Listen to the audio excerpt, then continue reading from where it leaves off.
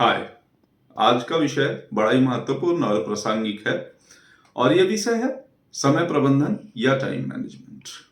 तो आखिर समय प्रबंधन है क्या? समय प्रबंधन का अर्थ समय को इस प्रकार से प्रबंधित करना, समय का इस प्रकार से मैनेजमेंट करना कि हम सही समय पे सही काम कर सकें, सही काम के लिए सही समय को अलोकेट कर सकें। तो आखिर इसकी जरूरत क्यों पड़ती है?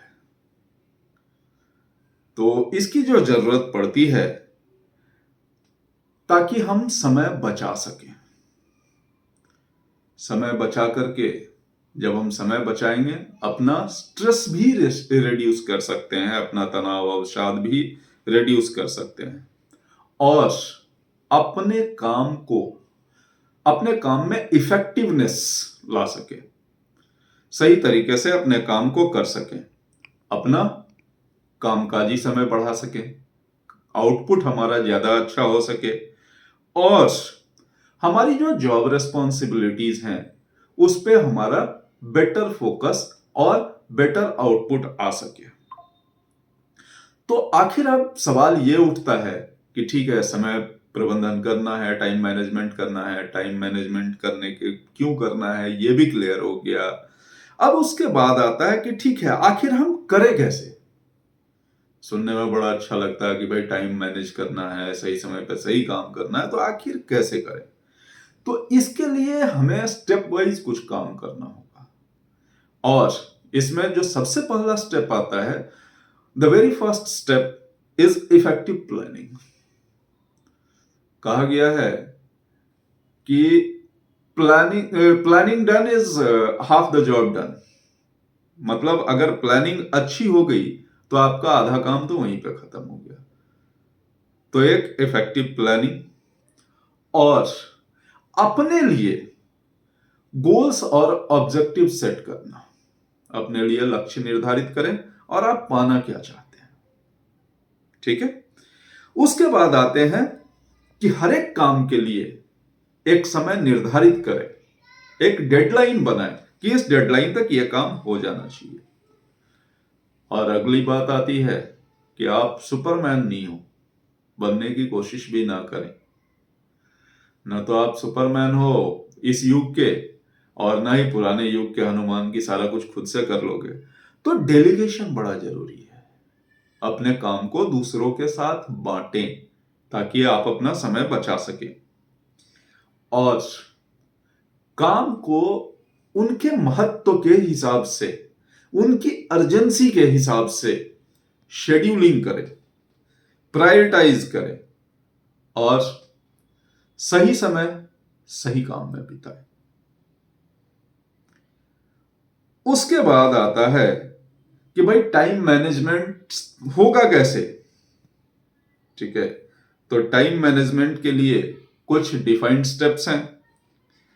एक्टिविटी लॉग्स बनाएं, गोल सेटिंग करें, प्लानिंग करें, प्रायोरिटी सेट करें और काम की शेड्यूलिंग करें। गोल सेटिंग का अर्थ है कि आखिर आप करना क्या चाहते हैं यह आपके माइंड में क्लियर होना चाहिए।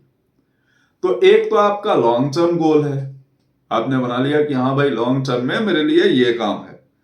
लॉन्ग टर्म गोल को फिर आपको शॉर्ट टर्म गोल्स में तोड़ना होगा। लॉन्ग टर्म गोल अचीव करने के लिए उसको शॉर्ट टर्म गोल्स में तोड़ना होगा और अपने लिए डेली एक टू डू लिस्ट बनाएं कि आपको करना क्या क्या है। और ये जो टू डू लिस्ट है वो केवल कागज के पन्ने नहीं भरने साहब।